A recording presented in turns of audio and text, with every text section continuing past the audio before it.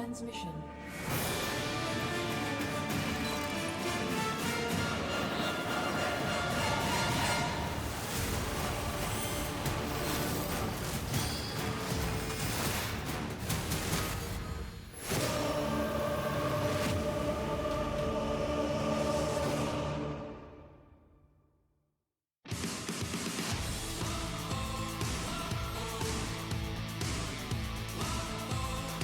What is up, everybody? Welcome back to the GSL. Today, we're going into Group B.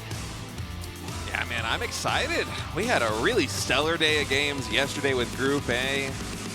And now in Group B, GuMiho, Bunny, SHIN, and ByuN. We're going to be looking at a lot of TVT, a lot of TVZ. Yes. It's going to be a fun mix, man. I'm getting more used to the tempo of StarCraft these days, that we just had like event after event after event, GSL on back-to-back days. Yeah, man. I mean, exciting. we're powering through the StarCraft 2 right now. EWC is just around the corner. This is going to be the final GSL of the year.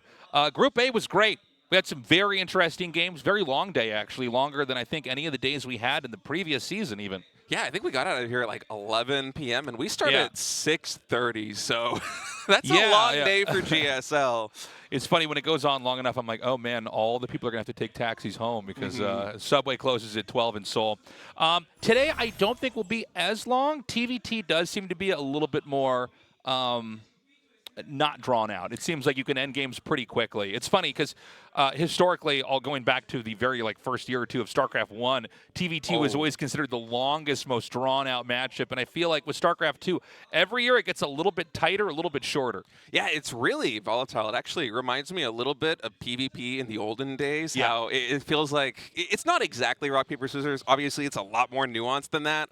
But just sometimes the way the openings break, one player's ahead, one player's behind. And in TVT, like most mirror matchups, usually just the slightest edge can mean that somebody's going to die pretty soon. It's a very, Terran's a very glass cannon-y race. And so it seems like when you have both sides being very brittle, yeah, I mean, if one can break right away and the game can just end. So for Season 2 of GSL, we're going to have 1 week off before we go into the round of 8, Group A and Group B. So next week there will be no GSL. Yep. And then we're going to return on June 11th and June 12th with a round of 8, and the finals will be on Sunday, June 15th. Now, if you want to go to the finals and if you want to go to the round of 8, make sure you get those tickets as quickly as possible. With the information on screen right now, those tickets go on sale on June 6th.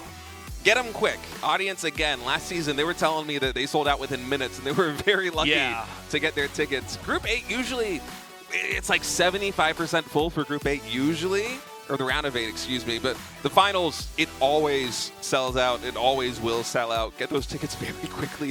We've never not had a GSL finals sell out. By the way, guys, this is all funded through viewer support. This is the state StarCraft 2 is in, but this is kind of the state the whole internet's in, right? You know, now it's about crowdfunding. It's about connecting with the fans. If you want to support us, go to the Patreon. Yeah, you get a lot of cool perks. Actually, I noticed on the way home, before I arrived home from GSL yesterday, I got an email in my inbox saying that like the GSL replays were already uploaded. Yeah. Like, They're really fast. It is so fast.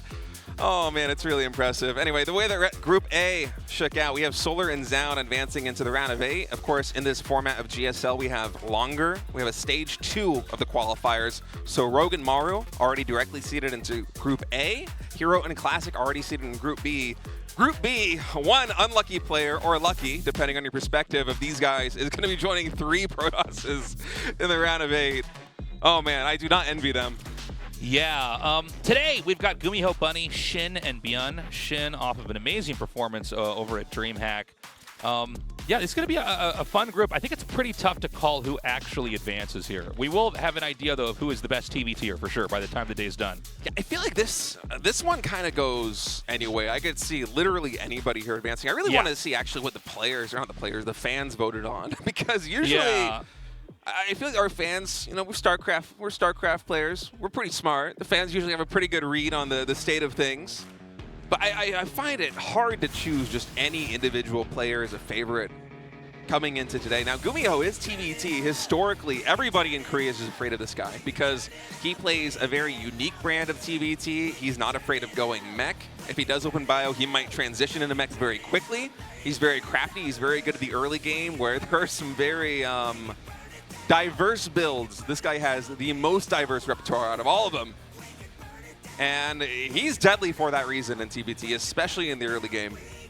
Yeah, I love casting GuMiho. I do feel like he has the biggest range of play out of any player, I think, in the entirety of the GSL. He's very smart. Bunny, looking forward to seeing how this guy is going to perform here today. He's also steadily been improving. Reminds me a lot of Cure in that, like, you know, Bunny on any given day is going to be really strong. I do feel like he's historically been a bit overshadowed by the other Terrans that we have here.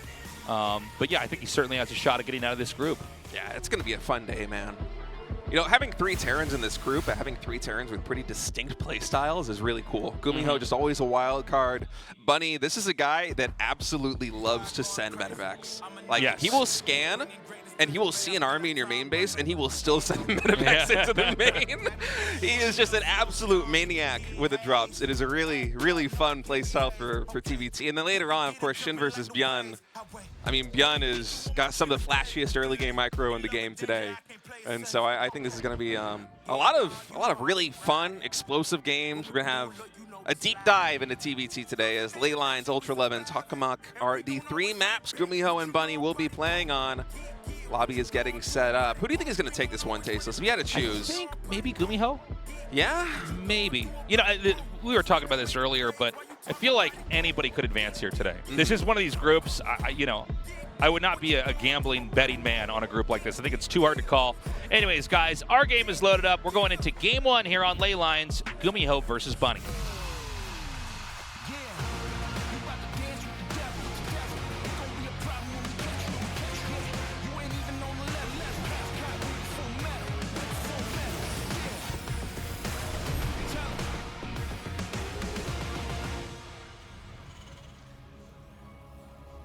Okay, GuMiho here in the top right, Bunny in the bottom left. And immediately. Oh, wow. Wait. Only one SCV for GuMiho. Okay, so this is, first of all, to be clear, Bunny is the one that's going to do the proxy here. It's actually GuMiho. This is a concept I love. You just scout their main because then you know if you're going to. Oh, no, I'm sorry. Dude, I totally stand corrected. I thought, okay, when I saw the SCV going across the map for GuMiho, I thought he was just going to scout the main to confirm if there's a proxy, because if you don't see anything in the main, then you know something's hidden on the map. But instead, it's double racks for Bunny on the far right. Even closer is GuMiho's 1 barracks outside of Bunny's base. Now, I think that this is worse for GuMiho, I think. Because I feel like it just has to be, right? Right? Two barracks is going to be better than 1. But, you know, nobody's going to have defenders back at home. So what happens? You know, it's so funny. You don't very often get a game where you're both proxying each other. It's pretty common to have a game where one person's doing it. But, you know, both of these guys are playing. It's a tech lab. Okay, so he's going to get Marauders. Whoa. It's going to make his depot over there, too. This is so funny. So this SCV is going to come in. Now, GuMiho is going to be the first to be aware, okay, I'm getting rushed. He's going to see that second gas being taken. Note that there is a Reaper being made here for GuMiho. There's no units being made yet for Bunny. He just starts that first Marauder. I have never seen double proxy barracks Marauder versus a proxy Reaper. Well, I'll tell you what, Marauder will kill a Reaper, no problem. Oh, yeah. Concussive shells help a lot against those speedy guys. But one Reaper, in theory, can just play keep away against all these SCVs and slowly kill them off. The damage is going to start here with GuMiho killing SCVs for Bunny. Bunny not pulling those SCVs. For a second there, I was wondering if he's just going to take the damage and try and mine as many resources as possible. Yeah, that's what I was wondering. You know, there is a very interesting dynamic. This is a little bit down the road. So the Marauders absolutely are going to be able to beat these Reapers, but Marauders just don't shoot up. We could have a really weird situation in a couple of minutes where, like, GuMiho might have some flying buildings. Things get really weird. We do have a starport going down right now for our blue Terran player, GuMiho. I think Bunny going for the supply depot is a really smart move right now. Just try and supply block and maybe stop the bleeding. But he is going to be losing all the workers out at home. These SCVs are going to have a very hard time chasing down 2 Marauders with concussive shells. Make that 3 Marauders now. Okay, overall, the mining is better for GuMiho. There's no more SCVs. I mean, we're getting the last few execution style killed off. Basically, Bunny's... Okay, so Bunny's going to make a tech lab. He wants to make 1 Banshee.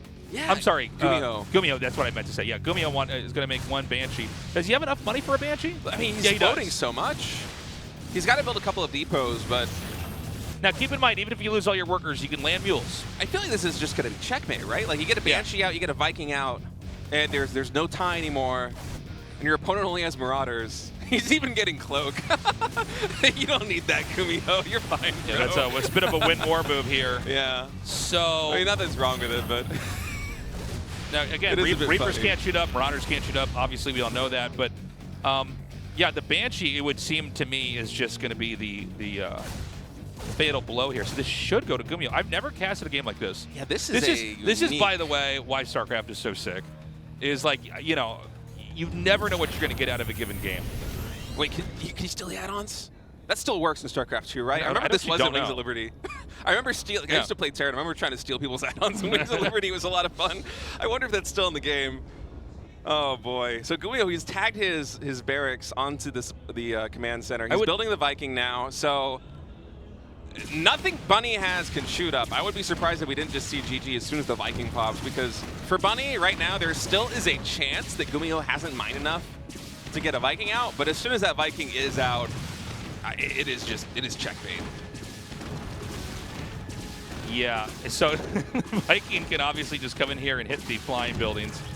So you've got something that can hit air and ground. So it is physically impossible now for Bunny to win the game. And I think when he sees this Viking, that will prompt him to GG. 2 supply. Yeah, 1 Marauder. GG. Okay. What a bizarre game. Yeah, that was what, like 5 minutes? Yeah. 5 minutes and 2 seconds. So short and sweet. We never have a game like that. We don't really see Proxy Marauder that often. I feel like we see that very rarely versus Protoss. Right. I feel like if that was just Proxy Reaper, it would have been better for Bunny. But I mean, you go for builds like this. Look at Bunny. Yeah. Like, what are you going to do? You can't even really be mad after a game like that. You're like, well, all right. I mean, it's just the luck of the draw when you go for proxies in a situation like that one. Ultra Love is going to be map number 2 here. GuMiho with a 1-0 lead. That whatever we saw in that last game, it will not be replicated here. That was kind of a 1 in 1,000 games, you know? Yeah, that was fun. I got a big smile on my face after that one. All right, GuMiho versus Bunny. Our game is loading up. GuMiho, if he wins this match, he's going to go to the winner's match already here in Group B. Ultra Love is the map. Let's get to it.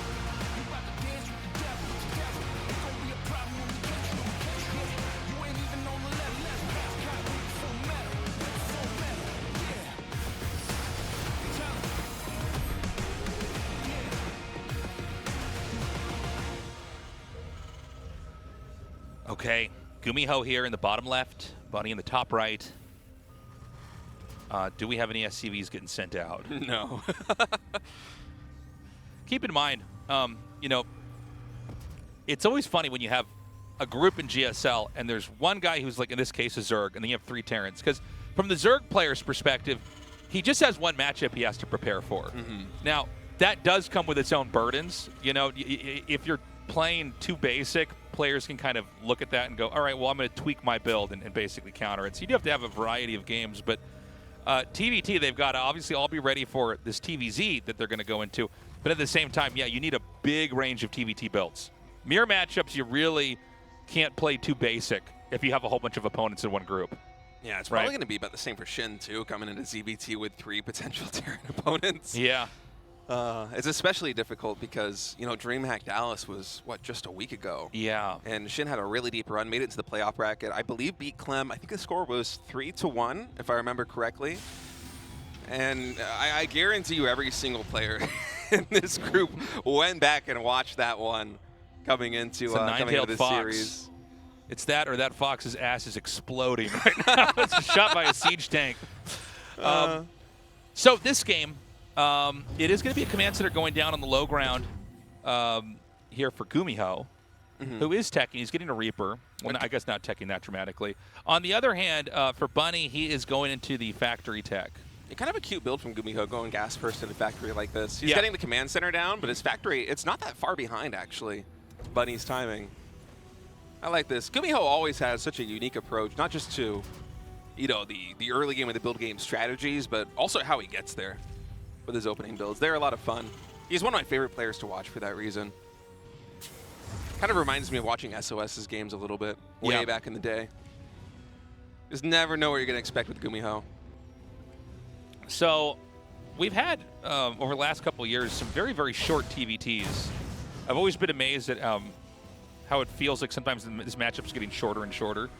But, you know, Terran, in this matchup, compared to like other mirror matchups, not just in StarCraft 2, but in other games in general, I do feel like StarCraft 2 TVT, man, you got a lot of different moving parts early on. There's a lot of different things you can tech into, and they're all very strong, and they all can be tricky to counter. You know, when you think about, okay, I could get Reapers or Hellions or tanks or Banshees. By the way, this Reaper's going to be shot down over here in the main, but you can get there's so many different combinations of units you can get early on, with Medivacs, without Medivacs. That I think it makes for one of the most complex early mid games there is in RTS. It's definitely the most technical early game matchup. I mean, just thinking back to the games we cast yesterday. Yeah. Oh, wait, hold that thought, actually.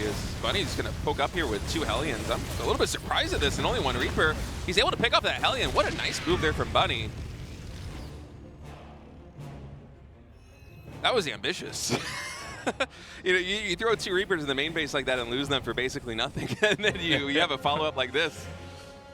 Okay, so we have 1 Banshee being produced right now from GuMiho. We have the Tech Lab about to finish. We're going to see if Bunny's going to go into his own Banshee. No, it's going to be a Raven, so very, very different approaches here. Yeah, I wonder if this is going to be more of a timing attack-oriented opening coming out from Whenever Bunny. I see a Raven being made, I think, okay, there's going to be a push later. You know, the Raven kind of allows you, it's a bit of like a Swiss Army knife unit for creating different situations that can be advantageous to you. You can do something like run into their main and throw auto turrets down and then push and attack in there. You can do the debuff on the armor, obviously. Disabling tanks is always handy. So I always feel like, you know, Raven is more of a stability play that's going to allow you to have a little bit more control in the mid game. Where if you go for like a Banshee as an example, you're going to try to kill off a couple SCVs. Maybe create a pin where they can't leave their base. Got a second factory going down, Tasteless. Well, GuMiho going mech. You know, it's funny. I guess command center. We hadn't really talked about the fact that he goes for mech more than anybody else in StarCraft 2. Still makes it work. And the funny thing with GuMiho is like he's got such a range of play. You don't even know what kind of mech style it's going to be. It looks like this one's going to be the more active style, getting lots and lots of Cyclones here. Maybe. I mean, he did open with 2 Cyclones, but he's already going into siege tank production. I think one of them just finished right now in the main base. The second one got queued up. So we'll have to see exactly how he is going to navigate his composition here in the early game. 3rd factory getting started, too.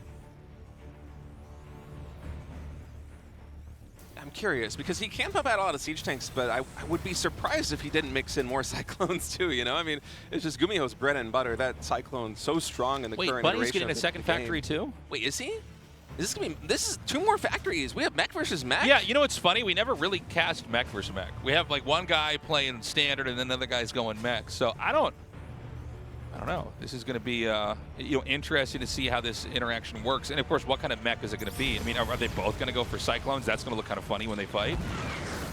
Bunny's the one going for Cyclones, and GuMiho's the one going for siege tanks, it seems like. Yeah, and if I had covered up the IDs, I would have actually switched the players. I would have been like, oh, for sure, that's GuMiho going for the Cyclones. Very interesting. Now, keep in mind, Bunny does have these 2 Ravens with Interference Matrix, and he's going for Cyclones, which are a very mobile composition.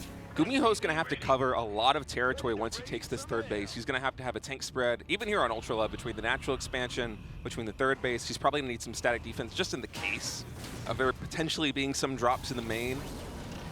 And with Ravens, plus the mobility of the Cyclones and a couple of siege tanks to boot, you know, if Bunny just collapses on one location, he might be able to basically set up a contain here on GuMiho. Yeah, well, I mean, when you got one guy going tanks, the other guy already has a decent amount of Ravens. Disappears from the map. Yeah. But yeah, I mean, this is actually a double expand? I feel like I've never seen the rhythm of a TVT like the one I'm looking at from GuMiho's side of the map. You know what I'm saying?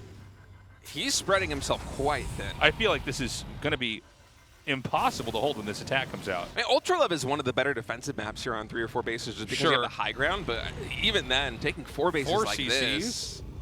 It's 6 siege tanks right now. The 7th one just popped here for GuMiho, but remember, we have Interference Matrix. Air superiority in the favor of Bunny right now. He's going to pop in here to the 3rd base, instantly disables the front 2 tanks. There is one more in the back that also is going to get disabled. SCV is getting pulled. Vikings, for Bunny quickly cleaning up the Vikings there. GuMiho in this position just got rampaged, man. I mean, it just got completely smashed.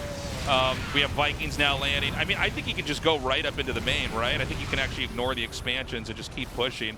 There's like one tank here, and everything else that he could possibly have is just running up. Oh, sorry, there's a second tank actually there as well, but you get what I'm saying. I mean, this is a lot of damage. The Vikings can land right on top of this tank, or not. I think just secure the air superiority right now. This is a tough spot for GuMiho. I mean, I think GuMiho's dead. I don't think he could. Yeah, GG. Yeah. Okay. Well, speed running through this TVT here. You know, the fourth base, I was shocked when I saw that go down. Yeah, maybe you know, the truth is I'm a little bit out of my element. You know, we had such a long break with StarCraft 2 here for GSL, but I'm not used to seeing TVTs where you grow that fast on the map. No. I feel like that might have been some kind of metagame. Might be wrong because I don't even know how many mech versus mech games we have in the Korean TVT meta right now. But I think when GuMiho, I believe he scanned and he saw those extra factories going down for Bunny, and he just assumed that Bunny would also be playing a slower style. He didn't anticipate double Raven plus like this hybrid of battle mech supported by siege tanks just breaking through the third. I mean, even if he didn't take the fourth command center, I'm not sure if he holds that, but certainly with the fourth CC, that is just a little bit spread too thin. Bunny was able to finally just move across the map on his 2 command center push and catapults himself into a game number 3. So we're already going to Takamuk. We have been live for 20 minutes, and this series is already in game 3. It is crazy. GuMiho versus Bunny, map number 3. Let's go.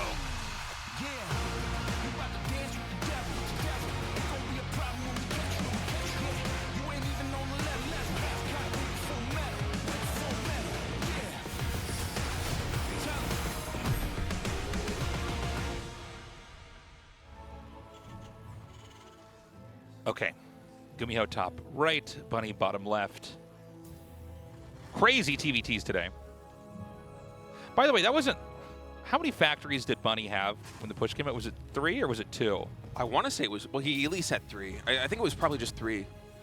And how many barracks did he have? Did he have 2 or did he have 1? I have no idea. I didn't know there was going to be a pop quiz. I wasn't paying attention. No, sorry. And what's 48 plus 57? Let's keep... no, I was like... It was such a weird-looking game, and things kind of happened so quickly. I wouldn't mind like going back and looking at the replay and being like, okay, so what exactly did he do? Because we never had mech versus mech, really. Yeah, I think it was just 3 really fast factories there for Bunny, and then he was investing, keep in mind, a lot of money into the starport. He had, what, 2 Ravens, and then I almost feel like he was reactoring out Vikings with how many he had, although it's possible that he didn't actually change those add-ons. I think he did. I think he did. I think he got the Ravens. By the way, the Ravens won that for him. Yeah, Ravens. I mean, the Ravens with disable, it's like, oh, yeah, then you're just going to, you know, literally I'm going to take out 4 tanks. They get 0 value, you know. I love the Raven unit design for TVT specifically. I feel like it just makes the matchup so dynamic. So we got the scouting SCV coming in here now. So Bunny is making a command center here on the low ground, as is GuMiho. Yeah, mirrored builds, both going gas first expand. We're going to wait to see where the build order deviation is and you know, what's going to come from that. Factory starting here.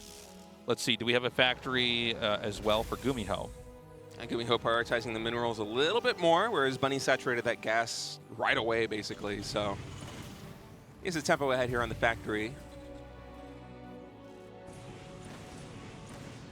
And GuMiho actually queuing up another Reaper, too. If we have a 3rd Reaper and Bunny goes for this add-on, I'm wondering how much can actually get done. Right, GuMiho now, he wants to snipe this SCV. I think he's going to get it. This is a funny little dance. Okay, he's going to be able to kill this SCV that's making the CC. Yeah. 2nd Reaper's moving across the map right now. Oh, man, he's not going to be able to escape with this Reaper, though. Now, the Reaper for Bunny, very low on HP. If GuMiho just dives right now, there's a chance he can catch it, but... Wow, 3rd command center. Let's see if there's going to be anything like that here. Yeah, that's the thing. You know, the Reaper regens, but not that fast. Okay, he doesn't end up denying the SCV. And yeah, the Hellion will always beat the Reaper, so he's going to have to I forgot Bunny's factory was actually so fast. Ooh. Oh, he's juking him. Look at this. Well, you might as well, right? You're not going to get any value from this Reaper. You know, if you try to keep it alive, I mean. So he's going to come in here, slowly get executed. I don't think he can kill any SCVs or anything. No, but he got a full scout off, and that's really good if you're going 3 command centers like this here for GuMiho, because the odds are that Bunny, just being on the faster tech up with only 2 command centers, is probably going to be trying to throw some aggression at GuMiho here. And the sooner that GuMiho can kind of glean what flavor of attack that's going to be, the better his odds of actually surviving it without taking too much damage. So I do really like the follow-up Reaper there. And again for Bunny, it's going to be really fast Ravens. I'm imagining at least 2 here with Interference Matrix. So, you know, once again, you know, with the Raven tech here from Bunny, I think if it's not broken, don't fix it, right? I want to see if we get any kind of insane expanding again here from GuMiho. I'm still really interested in that 4th base with the tanks. Seems like if you see that they've got Ravens, you just can't do that. Maybe you could hide a base. Seems like hiding bases has not been like that popular in StarCraft 2 as of late. It does feel like sometimes hidden bases are a trend in certain periods of an RTS game. But yeah, I think if you were going to take a 4th like he did in the last game, you'd have to like hide it or, you know, do something kind of crazy. Reaver spots the 3rd command center here for GuMiho. Yeah. Now, is there a way you can punish this? I'm not so sure. I think it's just going to be a very similar push. Yeah. Another factory coming in. Yeah. Yeah. So it's the same thing. So let's watch and see if he actually does swap that off. The scan here is going to be great. He sees exactly what's happening here. So, you know, if GuMiho was blindsided in Game 2, he at least knows this is coming in Game 3. I think he even saw the 2nd factory there on the ramp. So certainly, GuMiho knows what's coming. Well, add-on switches here for GuMiho. Is he going to pump out some more Vikings? He will. So this game, GuMiho going to be looking to have air superiority here, and hopefully we'll shut down those Ravens. Those Ravens already have Interference Matrix. Bunny made a lot of Hellions, by the way. 6 Hellions in total. Some of them just got traded out, and now he's moving across very early with an initial Cyclone and with a Raven with Interference Matrix. Actually, just going to drop down the auto turrets. There's a chance he gets to chase this Siege Tank down with the Hellions and the turrets. This is a funny interaction. Landed Vikings fighting auto turrets. Yeah, and it's Hellions. like, well, I finally get to cast a landed Viking fighting a Hellion. All right, that was in my things I have not casted yet list in StarCraft 2 here. So, look, I mean, the attack kind of falls flat on its face. You're fine trading if you can get that 3rd command center up and running, right? You're going to just have more money pouring in. eBay starting here as well. And those Ravens also will be a little bit lower energy here for Bunny. And for GuMiho on his side of things, he's also just going mech. He's adding in the 3rd factory right now. He's pumping out siege tanks 2 at a time. And all these siege tanks plus the high Viking count that he's going for, there's a chance that the Raven play isn't going to be as impactful here in game number 3 as it was in game number 2, just because GuMiho will be the one with air superiority if it continues to pump the gas on this Viking production. Right now I'm thinking it's 5-3. So he's 1 full production cycle ahead in terms of air. And Bunny, still no 3rd command center. He is hard committing to this push. Okay, there's a tank placed on the other side of the rocks, driving this away. He's kept everything back. Now, again, with Ravens being able to disable the tanks, you're going to need more than just a couple siege tanks kind of loosely holding this position together. He's going to come in now. Now, there are Vikings. Can he try to, like, maybe... Okay, no, he does not actually get the snipe off. Takes down the Raven before he can get a 2nd Interference Matrix, though, and that means that these tanks on the backline are going to do some really good work. Even repairing the Vikings. He lands them to dodge the shots and repairs the Vikings and then lifts them back up. I love that move from GuMiho. Look at this. He's going to win the air war because of that. Yeah, he's just got these SCVs frantically repairing. What a sick move. Tank oversteps, takes some damage. Now, there's one tank that's in range of the command center. So Bunny has to figure out how to get a tank in there and start to hit that tank. All right. This command center getting lower and lower on HP right now. Viking count's very even for both players. Hellions over here on the side. Bunny is looking to find an angle into the natural expansion with those Hellions. GuMiho sequestering most of the forces over here on this 3rd base side, but there is a little bit of a timer. There's a second siege tank now hitting this command center at the 3rd base. Space actually losing minerals right now because it has to get repaired the entire time. It's kind of crazy. He's making a 4th command center back at home while he's being pushed. Is he really? Yeah. GuMiho is a madman. I was gonna say he's down 30 army supply. He's like, I need another base. I mean, Bunny behind this is also expanding, so it looks like he's setting his eyes on just establishing a contain here and preventing this third base from landing. I think that basically what Bunny's doing is a lot better than what GuMiho is doing. This succeeded, by the way. The command center's been forced to lift off, so it's no longer an expansion that he can take advantage of. The very late third expansion for Bunny is finishing, but you can see, you know, why he invested in so much infrastructure to start a push like this.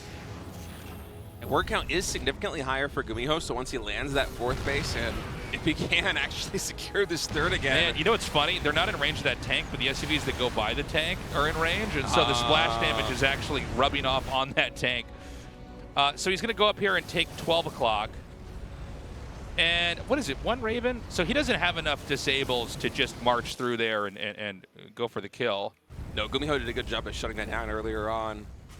The Viking count is very important. Yeah. In a situation like this one, because the player that loses air superiority, if there's another skirmish in the skies and one of them just completely gets, you know, swept up by the Vikings and someone just completely dominates the air, then suddenly, because the siege tank can shoot a lot farther than it can see, one player is going to be bleeding scans the entire time. But as it is right now, it's very even on the air. 11 to 10 Vikings. That command center almost got taken down. 240 HP. I think if he waited and did just one more round of shots, I think he might have actually gotten it. So right now, Bunny's going to stay very fluid on the map. He's going to relocate and try to push into this other base up here at 12 o'clock. And he's got a lot of tanks. GuMiho with his Cyclone's able to spot this. And oh man, Bunny's just full sending it. Disable on the initial siege tank. You're not able to disable the second one, but these siege tanks, there's just so many of them here for Bunny. He's entrenched this position already. Oh my god. The Viking battle going incredibly in Bunny's favor. Look at how low on HP all these Vikings are, just barely surviving. And now GuMiho's gonna have to lift up another command center. I think Bunny's just got this. What an awesome push. This Cyclone siege tank push with 2 Ravens and a ton of Vikings is just so powerful. GG, that's it. Again, I'm still surprised by that fourth command center. Like, while you're being pushed. Yeah, he's brave. I mean, Bunny's third base was so late. It was so clear that everything that he's doing is hinged on just getting in there and smashing that base. I'm stunned. Hey, but Bunny played better. I especially liked game 1 back there, by the way. That was a lot of fun. It's a fun series. It was over really quick, but GuMiho maybe just a little bit too ambitious on the eco there.